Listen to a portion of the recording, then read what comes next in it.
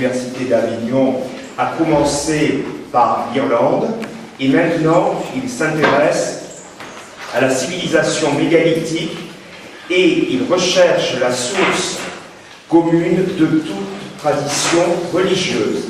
Pour lui, la philosophie, c'est d'abord travailler sur soi, le travail intérieur, et regarder le monde pour tenter, non pas de le voir, mais de voir. Sa communication, plutôt le titre de sa conférence est le suivant: Estéologie et idéotique, regard sur le monde actuel. Je lui laisse. Merci Bernard. Je ne vois pas de différence entre communication et conférence. Enfin, on espère qu'il y ait la communication. Alors, en préambule, je voudrais vous dire qu'il y a quelque chose qui ne m'a jamais quitté depuis l'enfance. C'est, je l'exprimerai peut-être avec des signes de ponctuation, c'est l'exclamation de l'émerveillement devant la beauté au bout présente et le point d'interrogation de l'incompréhension devant le mal qui existe à divers niveaux, partout dans les familles, dans la société qui est une grande famille. Pourquoi, c'est le mot de base, si vous voulez, de l'enfant philosophe, pour qui rien ne va de soi, pour qui rien n'est normal. Qu'est-ce que la norme? La norme, c'est quelque chose qui n'est pas de ce monde, la vraie norme en tout cas.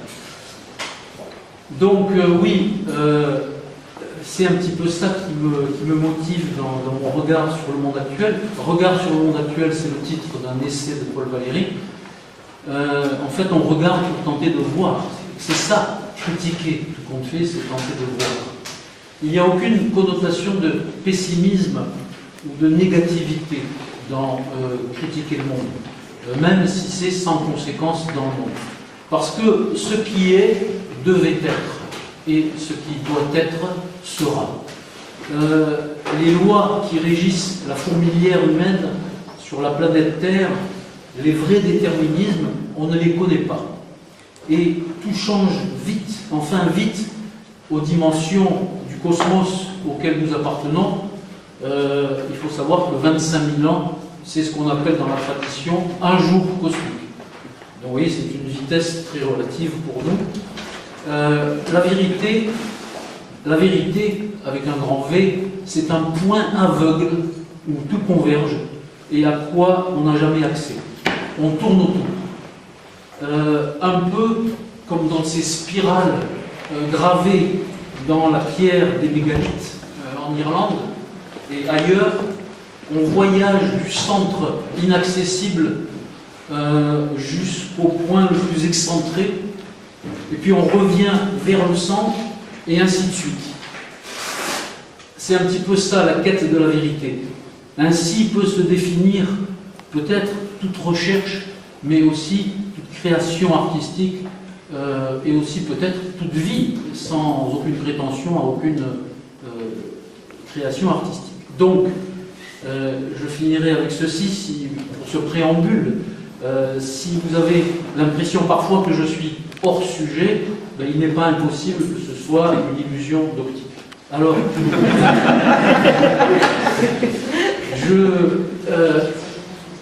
je vais essayer, je pense que je ne dépasserai pas les 40 minutes, mais je vais me surveiller avec la montre à côté de moi, et si je vois que je risque de dépasser les 40 minutes, je ferai un saut directement vers la fin. Tu peux dépasser.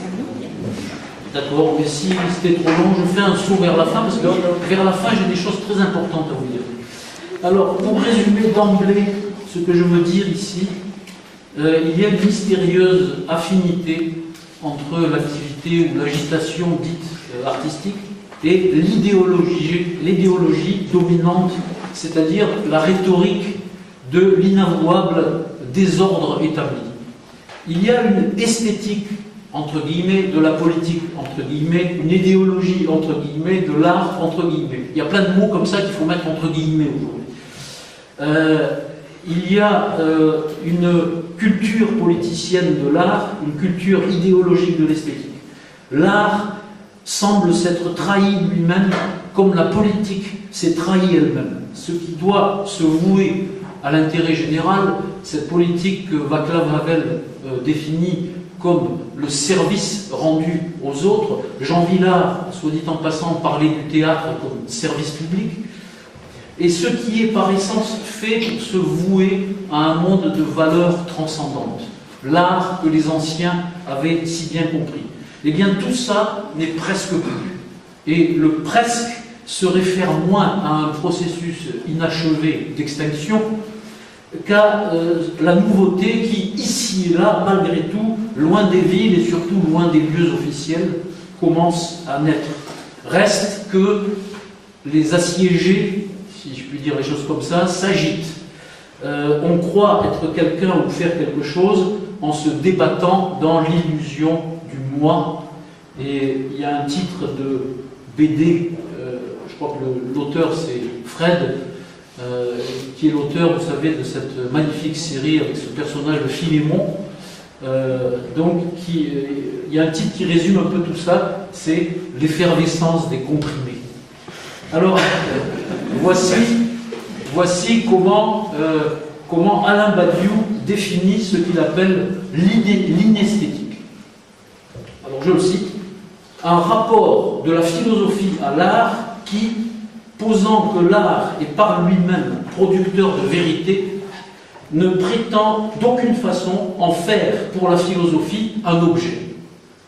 Contre la spéculation esthétique, l'inesthétique décrit les effets strictement intraphilosophiques produits par l'existence indépendante de quelques œuvres d'art.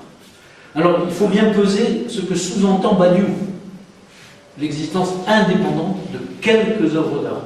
Donc, éviter de se perdre dans des cérébrations sans fin autour de procédés de séduction, ce qu'il appelle la spéculation esthétique, et surtout être très sélectif, grand besoin de critères et de valeurs sûres pour qui veut voir précisément, ou retour aux sources.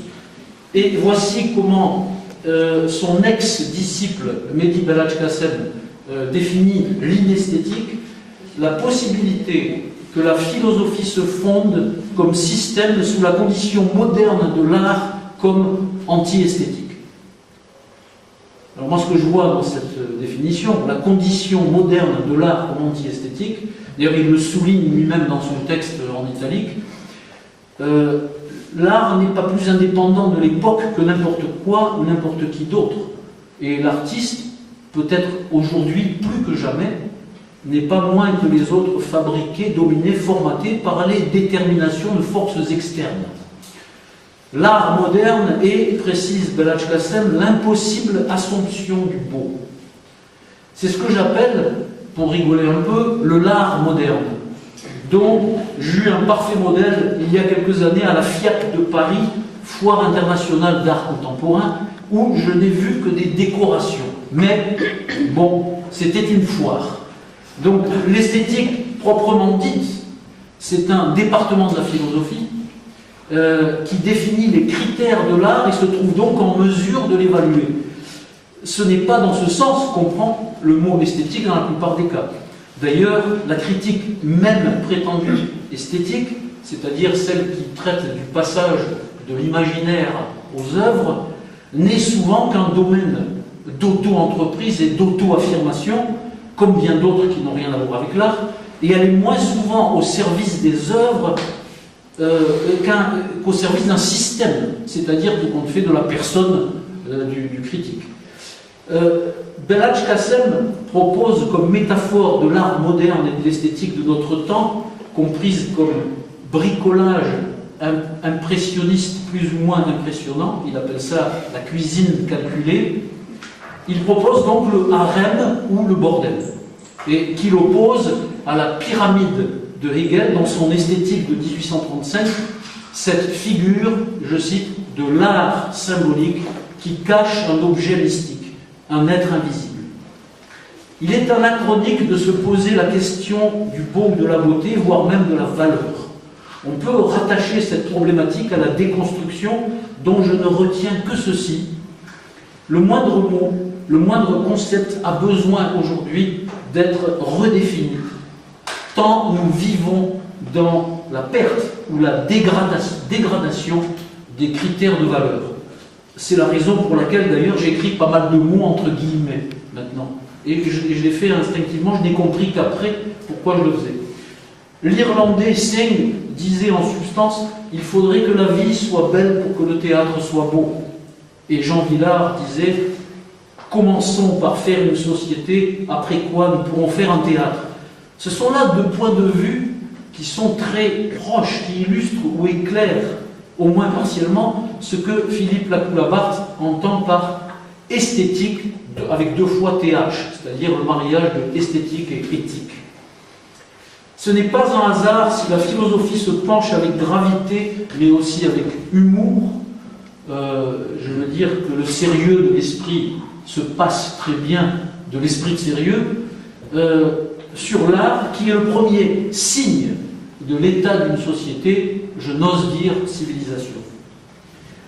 Le rapport de l'idéologie politique à l'esthétique, au sens non philosophique et non critique, c'est-à-dire, je pense que c'est comme cela qu'on entend esthétique aujourd'hui, surtout le calcul des effets à produire, le conditionnement de la réception ou de la perception. Eh bien, ce rapport de l'idéologie à l'esthétique, c'est un rapport de soumission de celle-ci à celle-là, ou de domination, d'influence, de formation, de déformation, voire de torsion et de distorsion de celle-ci par celle-là.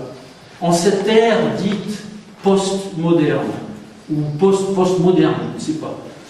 Le post-moderne n'étant à mes yeux qu'une pause, ou une pause plutôt, avec un O, pas avec un U, un peu lourde, un peu tordue, je dirais, du moderne. Je définirais ça comme une stase agitée. Cette ère post-politique et post-idéologique, ce qu'on entend communément par esthétique, qui reste souvent très vague et repose sur un impensé, voire un inconscient, ne peut que refléter tout ce qui s'agite et se débat et se trémousse pour s'efforcer mordicus de passer pour une idéologie politique de bon aloi, sans la moindre base solide, mais néanmoins avec le plus grand pouvoir possible d'influence et de séduction.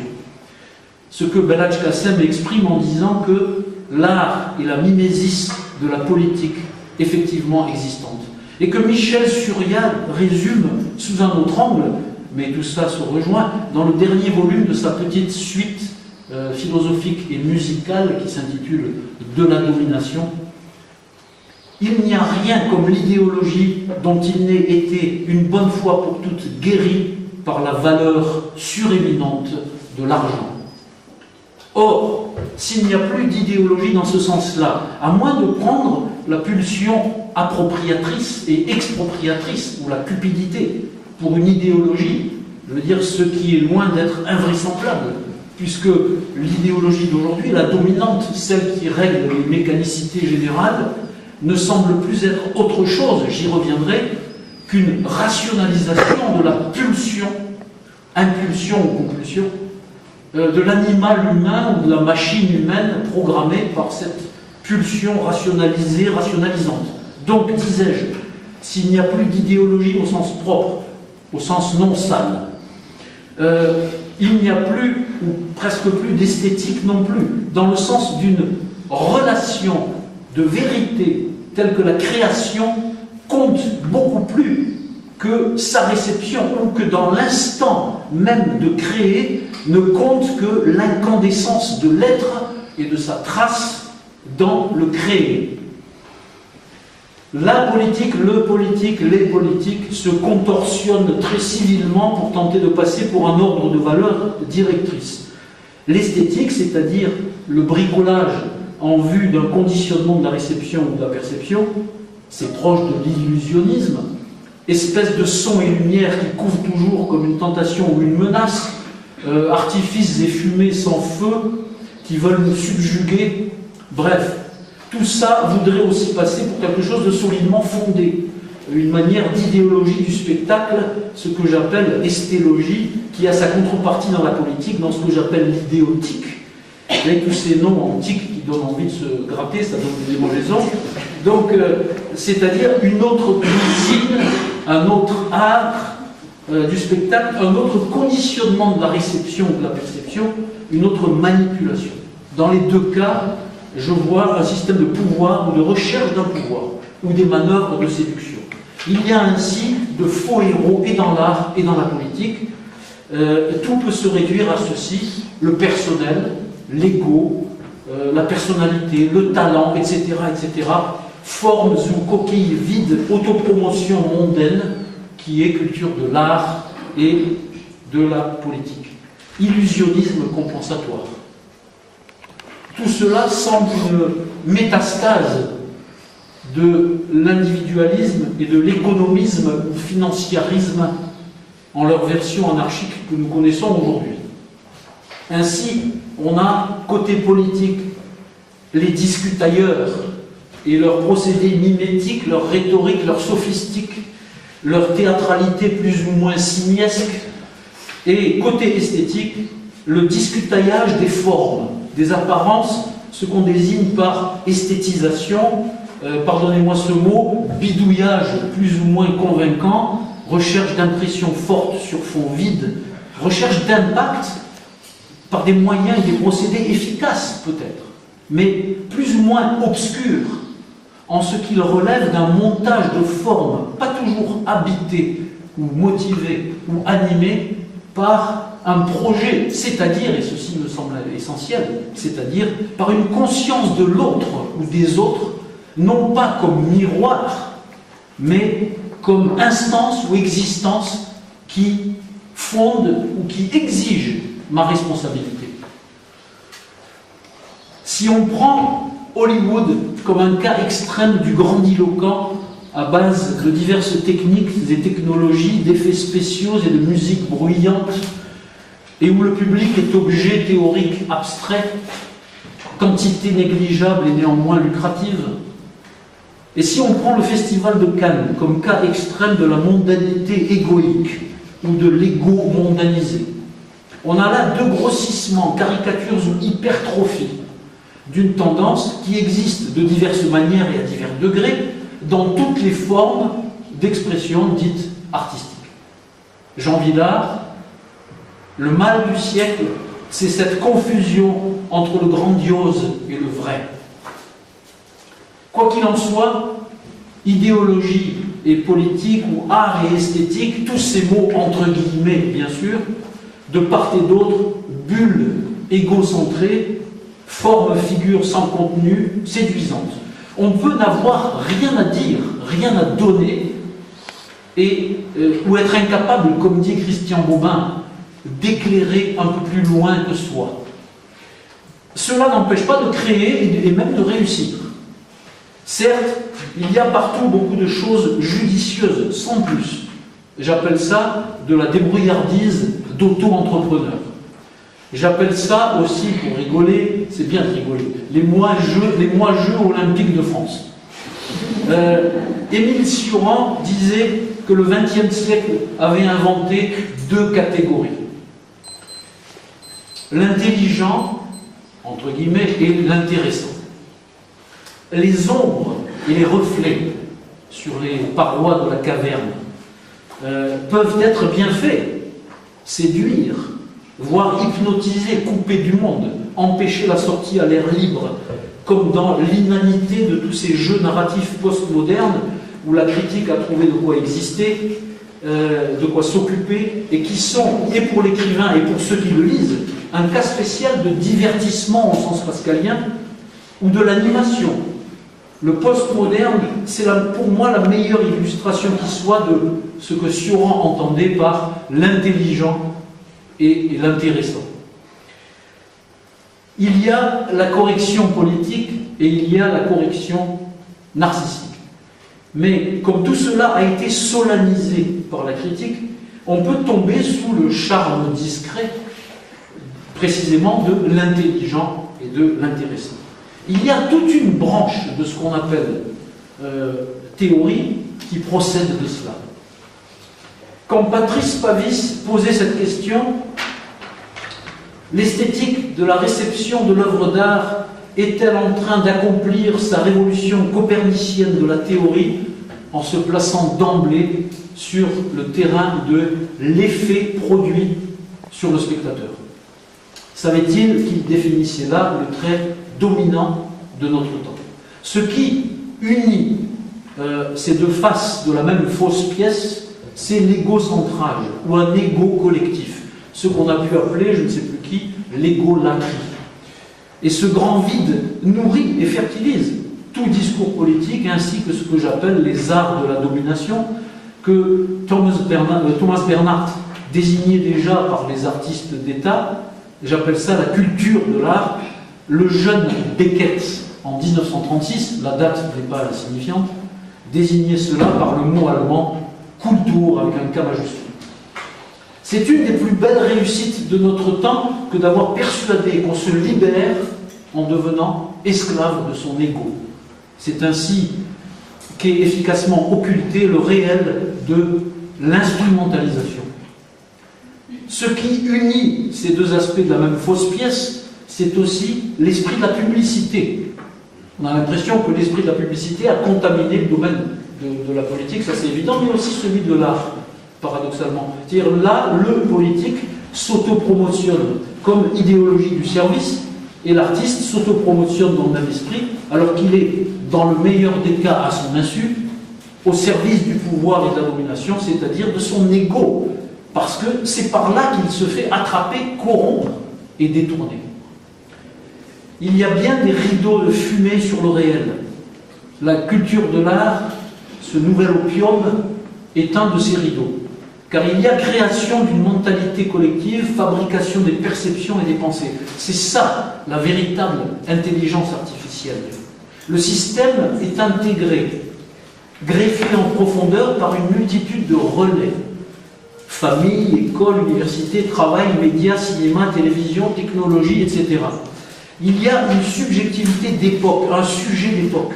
Et c'est bien ça, la domination dont parle Michel Surya et qui s'appuie aussi sur l'art et sur les artistes. J'allais dire, surtout dans l'art, parce que c'est là qu'on s'y attend le moins. C'est-à-dire que s'il y a un sujet d'époque, en termes stricts, il n'y a pas de sujet. Car les sujets qui se déterminent de l'intérieur, par le travail intérieur, tout peut se ramener peut-être au problème de l'illusion du sujet. L'idéologie des civilisations anciennes, des sociétés traditionnelles, telles qu'elles se reflètent dans le mythe, était un recueil de principes et de valeurs. On retrouve cela à l'aube des religions, avant leur politisation et leur militarisation, et surtout dans leurs aspects initiatiques, voire ésotériques. Voir par exemple comment Michel Foucault, dans Le gouvernement de soi et des autres, montre la continuité qu'il y a des cyniques grecs au christianisme primitif. Or, tout ce qui s'est conçu dans les civilisations anciennes et se reflète dans le mythe me semble l'avoir été pour combattre, maîtriser, voire dissoudre un fond archaïque obscur de détermination de l'humain, un fond animal pulsionnel, et le couple fusionnel que constitue l'émotionnel et le mental. Or, dans ce fond de détermination immémoriale, prend source ou racine une force d'idéation primaire ou primitive résultante du couple émotionnel mental, c'est-à-dire de l'émotion brute et du mental chaotique mais constructeur de justification. Si l'idéologie du mythe, dont la fonction est législatrice et initiatrice, nous parle de la domination de l'esprit, la maîtrise des pulsions et du dépassement des limites émotionnelles et mentales, ce qui est idéologie aujourd'hui, évidemment, n'a plus rien à voir avec tout ça. Michel Surya dit en substance l'homme moderne est le reste, le déchet, le rebut de l'homme ancien. Notre idéologie est d'abord un ordre et un mouvement de négation et de destruction de l'ordre principiel, doctrinal des civilisations anciennes, des cultures traditionnelles et de leur héritage.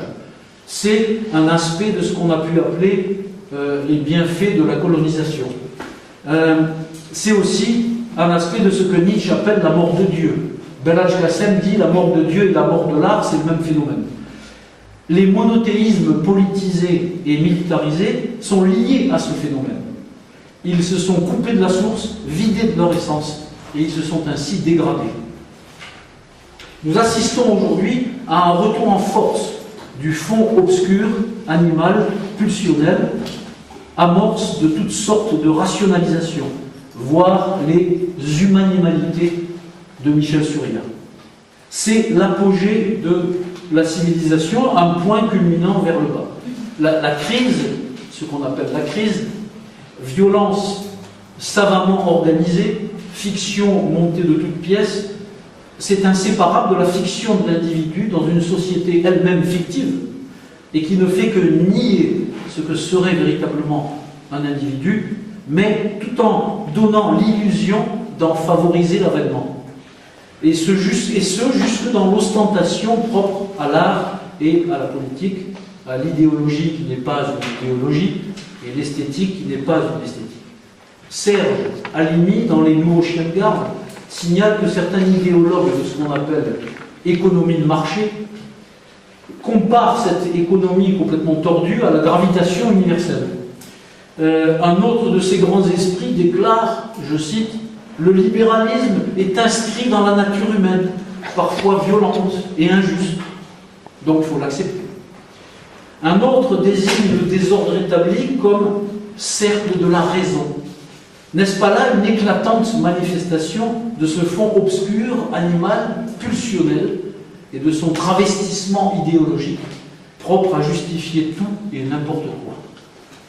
Les anciennes sagesses avaient compris, elles, qu'on ne peut laisser la nature humaine gouverner, fût-elle affublée du nom de raison, car elle est mère du chaos organisé, d'un monde gouverné par les pulsions appropriatrices et expropriatrices d'une minorité illégitime et légaliste. C'est ce que j'appelle le démocratisme. Sioran parlait des démocrates d'opérette. Ce que Michel Surya appelle domination a quelque chose en commun avec le concept de banalité du mal de Hannah Arendt. Tout le monde, y compris bien sûr les artistes, graisse les rouages de la machine. On peut aller jusqu'à devenir graisse soi-même. Rien ne s'oppose réellement. Et tout ce qui s'oppose, dans l'art notamment, est désamorcé par la récupération médiatique, le spectaculaire, la scène. Car il y a quelque chose de mystérieux qui a surmonté à l'esthétique, c'est-à-dire au ressort en profondeur de la réception et de l'assimilation. C'est que dès que quelque chose est montré sur une scène, sur un écran, etc., eh bien, c'est désactivé, neutralisé, ça restera sans conséquence. Mais ce sans conséquence de tout ce qui est montré, qui ne vaut, soit dit en passant, que pour tout ce qui n'est pas montré, est un trait caractéristique de notre temps, qui tient au puissant entraînement collectif dans la mêlée ou dans la course, et cet entraînement a son corrélatif dans le développement exponentiel d'un art, entre guillemets, de masse, aux techniques, méthodes et procédés comme étudiés pour s'adresser au seul sens, et non pas à l'intellect ou à l'esprit. Tout cela me rappelle ce feuilleton prophétique des années 70 qui s'intitulait « Le prisonnier », incarné par Patrick McGowan, le numéro 6 qui n'arrivait jamais à savoir qui était numéro 1. On voyait dans ce coquet village d'épouvante de très beaux kiosques à musique, des orchestres plaisants, des parades colorées et bien arrangées, des défilés d'hommes élégants en canotiers et de gracieuses majorettes. Tout le monde y était extrêmement poli. Et il y avait même de l'art dans ce village parfaitement dressé. Le fond obscur, animal, pulsionnel, on le voit diversement nuancé, coloré ou colorié, décoré par les infimes résidus, ici et là, chez les uns et les autres, des civilisations anciennes, des sociétés traditionnelles et des monothéismes d'avant leur politisation ou militarisation. Ces infimes résidus de sagesse aujourd'hui marginale, mais d'un exotisme qui peut être rentable, trouvent bien sur place expression et expansion dans ce qu'on appelle art. Effectivement, ça donne du relief, des impressions de profondeur, ça brille. se généralise néanmoins un système de division, de dressage plus ou moins doux et de mise en conformité. Et entre activement et effectivement dans cette logique le divertissement, l'objet de consommation qu'est devenu l'art. Un sage gnostique dit qu'au mot éducation, qui parle déjà de soumission, il faut préférer le mot inducation, c'est-à-dire le travail intérieur. Il y a des puces, au sens électronique ou informatique, il y a des puces idéologiques greffées de 1000 manières sur chaque humain, et qui se traduisent, se manifestent et se transmettent dans et par la pensée, les paroles, les actes, etc. Et bien sûr dans et par ce qu'on appelle art ou esthétique ou culture. Par exemple, toute une rumeur presque imperceptible, mais qui marche et fait marcher, sur la liberté de pensée, d'expression, de création. Quelque chose qui est de l'ordre du subtil et qu'on retrouve dans l'hymne de parade ou de pavane de la grande reine technologie. Ce sont ces puces dont le travail intérieur peut nous aider à nous débarrasser, ou le mythe bien compris, ou les religions, versions initiatiques, ésotériques. Autrement dit, et en bref, c'est le règne du grand même et l'hystérie de la différenciation. Et il y a pas mal d'images qui marchent. Psittacisme, marionnettisme, ventriloquisme, etc. L'esthétique, c'est la philosophie qui réfléchit sur l'art, et non l'art qui réfléchit sur lui-même, aspect, et non le moindre, de cette espèce d'onanisme spécifique du fameux et fumeux postmoderne. Autrement dit, il y a des lois, des règles qui invalident et congédient toute subjectivité, ou qui la limitent, en tout cas. Les goûts et les couleurs ne se discutent pas, surtout parce qu'ils n'ont pas le moindre intérêt.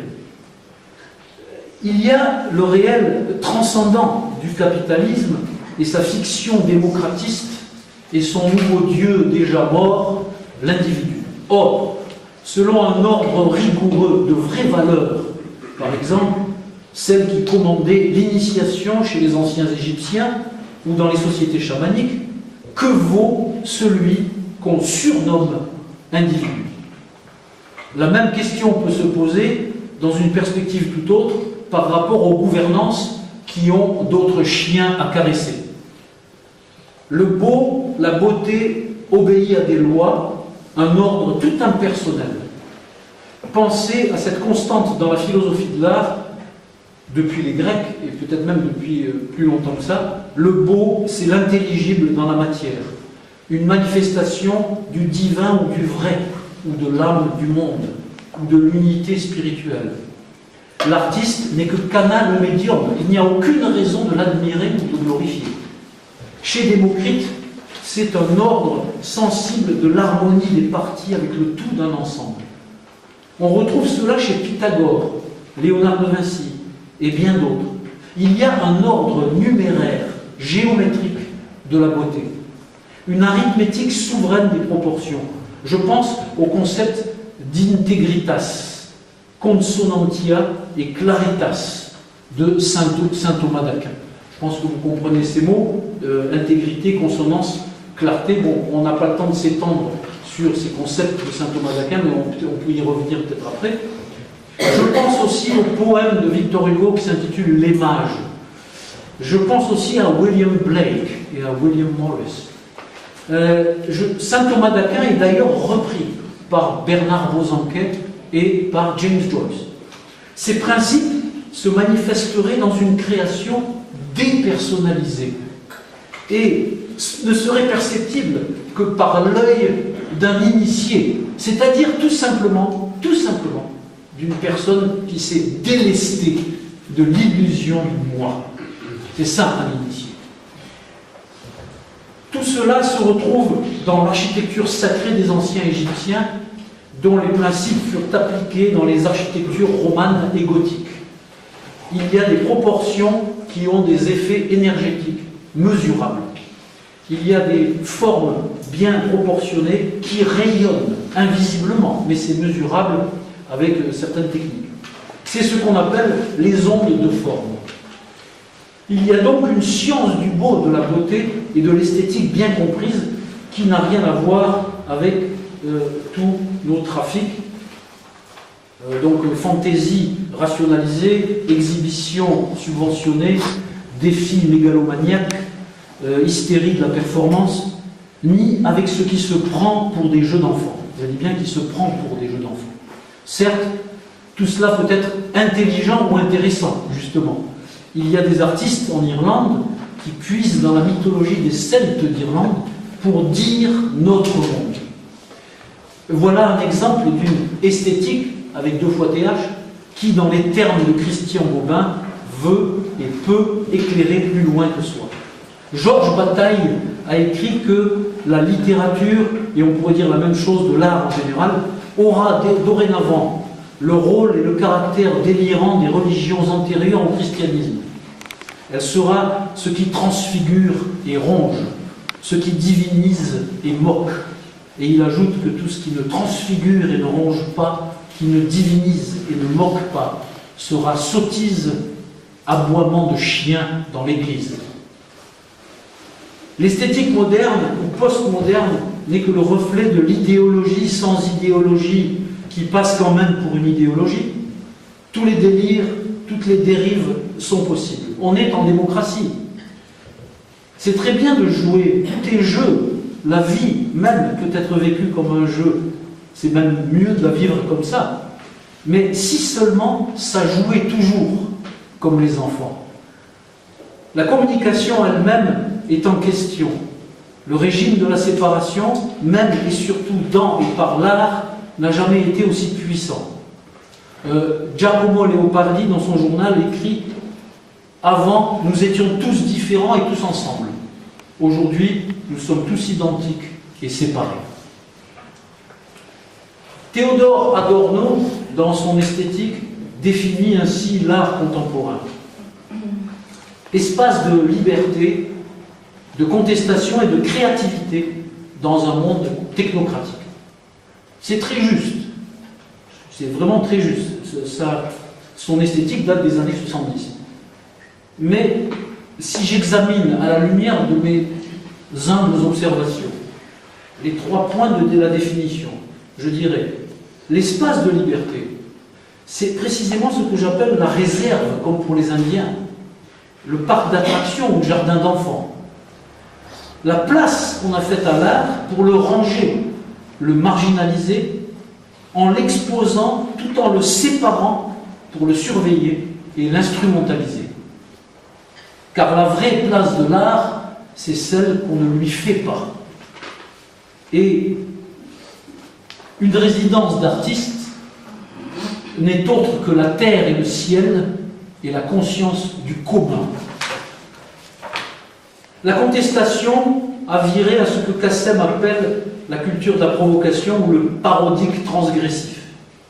Ça aussi, c'est très juste.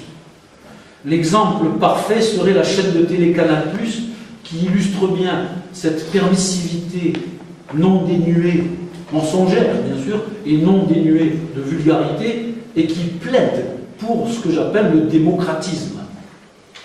Quant à la créativité, eh bien ça se défoule, ça fait sa petite catharsis, sa petite aventure, on a quelque chose à prouver ou à se prouver. Et le geste personnel de se montrer, de se plaire et de séduire compte beaucoup plus que la question de la valeur. Il y a une idéologie et une esthétique du dépassement de ces limites qui souvent ne font que confirmer les limites. Le nouvel ordre mondial a bien à raisonner ce que Michel Surya appelle dans un petit livre intitulé « Portrait de l'intermittent du spectacle en supplétif de la domination », les travailleurs intermittents de l'industrie du spectacle et du divertissement de masse. C'est que tout ce qui est de masse est au service d'un projet qui n'a rien à voir avec le projet artistique. C'est un autre aspect de la mort de l'art. J'ajoute quand même, parce que ne croyez pas que je sois pessimiste, que toute mort est suivie d'une naissance ou d'une renaissance. C'est valable pour un être humain.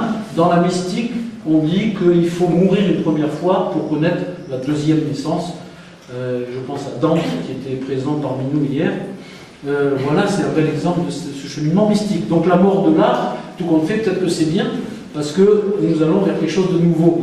Mais je vous rappelle quand même que Adorno, dans son esthétique, avait bien vu le danger, si vous voulez, le potentiel fasciste qu'il y a dans tout ce qui est de masse, y compris l'art, et aussi dans le comique de masse. Il avait bien vu, Adorno, ce potentiel fasciste du comique de masse. L'esthétique sans esthétique, qui est quand même une esthétique, ou qui veut passer pour, est donc un ensemble de procédés et de techniques de détermination de la réception ou de conditionnement de la perception, et où l'on voit se mêler aux diverses formes d'art en dilution ou en délayage, un peu comme des colorants et autres additifs chimiques de l'alimentation industrielle, divers emprunts, diverses influences culturelles, philosophiques, littéraires, poétiques, mais à fonction tout simplement ornementale. C'est tout le problème d'un art auquel on a fait sa place, ça entre guillemets. Il doit faire ses preuves, faire sa révérence à la culture officielle, c'est-à-dire à tout ce que la société a casé ou congelé dans son histoire, ses anthologies et autres panthéons, y compris le subversif. C'est précisément ça, le désengagement ou la dépolitisation. On trouve des idéaux et des idées en tubes et en boîtes de conserve, ça fait partie des décors et des accessoires, et on en trouve aussi dans des soirées qui font un peu éloge funèbre. La recherche mécanique systématique d'effets nourrit une fin de sensation qui appelle la recherche d'effets. C'est une possibilité de la position critique, soit dit en passant. Et tout ça, ce manège, ce cercle pervers d'offres et de demandes, c'est le marché de la consommation. Cherche à compenser l'incompensable. Une perte, voire un vide d'ordre culturel, c'est-à-dire intellectuel et spirituel. Parce que l'intellectuel sans le spirituel, peut-être, tourne en rond dans sa cellule mentale. Et alors je finirai avec ce que j'appelle une visite amicale chez deux penseurs contemporains et une conclusion, après cela, sur l'actualité la plus récente dans le domaine de l'art. Donc j'ai déjà cité Michel Surya, je le cite un petit peu plus parce qu'il a des choses à dire qui sont vraiment très importantes. Alors dans le Libération du 1er juin 2006, Michel Surya a relevé ce gros titre. Le casino met l'art en jeu. Alliance récente de l'économie et de l'art, des politiques territoriales, des intérêts commerçants, où le modèle touristique fait la loi. Et Michel Surya commente: on réalisera de l'argent partout où il y aura ensemble de l'art et de la domination. Si Guy Debord déclarait que le vrai est un moment du faux, Michel Surya précise qu'au jour d'aujourd'hui, le faux, c'est le vrai lui-même. Les arts sont fétichisés parce qu'ils servent de garantie à une société qui, à juste titre, doute d'elle-même. Et c'est précisément en cela qu'idéologie et esthétique fusionnent. Il y a une injonction de faire de l'art qui est un peu comme le pistolet, vous savez, du départ des courses à pied. Et l'art, jadis soumis aux princes et au clergé, est maintenant soumis à l'État, c'est-à-dire au marché. Michel Surya conclut, probablement en pensant au foisonnement des festivals en été: il faut qu'il y ait de l'art partout, tels sont les mots de l'ordre. Visite amicale chez Yves Michaud, le philosophe Yves Michaud. Alors, nouveau terrain investi par l'art, l'entreprise, l'humanitaire, la sociologie, la biotechnologie, Internet, les jeux vidéo, les jeux interactifs. À la contemplation se sont substitués l'explication, l'intervention, l'immersion. C'est l'ambiance, l'environnement qui engendre l'art plus que l'œuvre elle-même. Les systèmes totalitaires du XXe siècle, ajoute Yves Michaud, avaient bien compris le bon usage de l'art total. Aujourd'hui, c'est au tour des décideurs économiques de s'en servir. Du coup, il ne reste plus beaucoup de place pour un art réellement engagé, puisque tout est détourné, digéré, récupéré. Et j'ajouterais, l'engagement ne serait rien d'autre qu'un spectacle, une mise en scène, un livre qui se vend bien, et à la longue, une anecdote, un souvenir du folklore de même espèce que l'ensemble de la vie politique, et sur le long terme, l'histoire, les histoires de l'histoire, la mythologie nationale.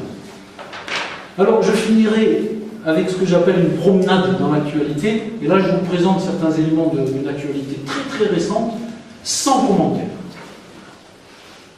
Alors c'est un spectacle où le metteur en scène veut que chaque scène se pose parfois comme un tableau de maître ou un instantané photographique. Je trouve ça très beau.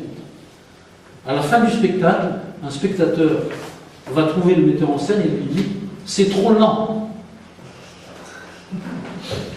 Lors d'une lecture de poèmes persans du XIIe siècle, un des lecteurs iraniens vivant en France depuis longtemps commente en répondant à une question du public.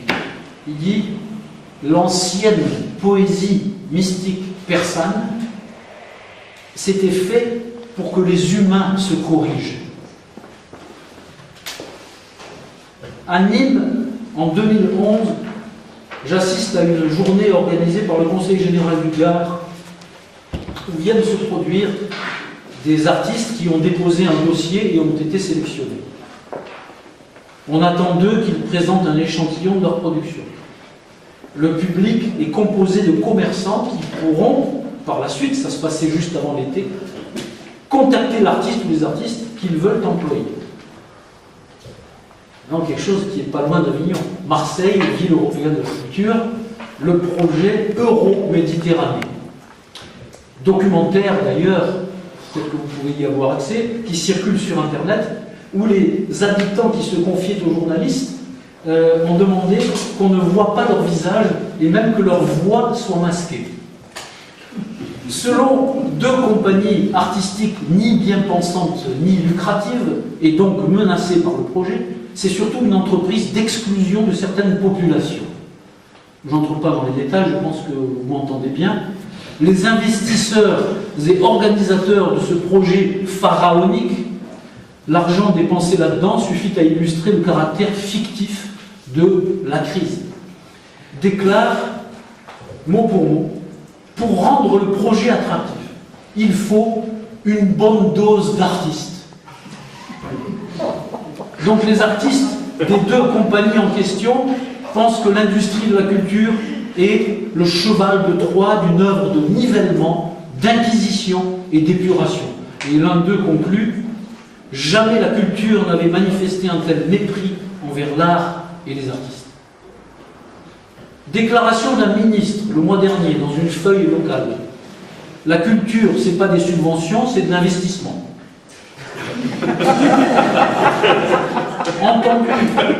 Entendu à la radio le 15 mai 2013. C'est récent, hein. 250 écrivains et artistes qui donnent à sentir et à voir. Il y a quelques années, eut lieu un festival de cinéma où on annonçait 300 participants, etc. Et cette manchette est d'une feuille locale encore. Fête monstre du vin et du livre. Et encore récemment, il y a une semaine ou 10 jours, grande fête du jazz et du vin. C'était dans la presse, un local. Alors, c'est toujours la même histoire. C'est ce que j'appelle le gigantisme du nain. Enfin, si vous voulez voir la caverne de Platon, version remasterisée, colorisée, version épanouie, allez aux carrières de lumière des Hauts-de-Provence. Vous verrez qu'un fort antenne des nouvelles technologies de l'audiovisuel peut faire beaucoup mieux et aller beaucoup plus loin que l'imagination de Platon. Alors, je conclus, j'espère que je n'ai pas été trop long. Alors, j'avais écrit en 2000 dans un texte « L'art syphilisé », avec S et F, et Z. Et j'avais appelé ça les arts de la séparation, que j'avais défini par deux termes, euphorisation et pacification. Bien, aujourd'hui, je confirme. Ma redéfinition de l'idéologie, quelque chose qui n'engage que moi, nettoyage et purification intérieure, évacuation des implants et greffes de l'histoire d'une société, d'une famille et de tout un environnement entraînés tant bien que mal dans la ruée vers l'or d'une poignée de fous. Vaste programme. Ou l'idéologie selon Kenneth White. Je suis, donc je ne pense pas. Vaste programme également. Ma redéfinition de l'esthétique, elle est très simple.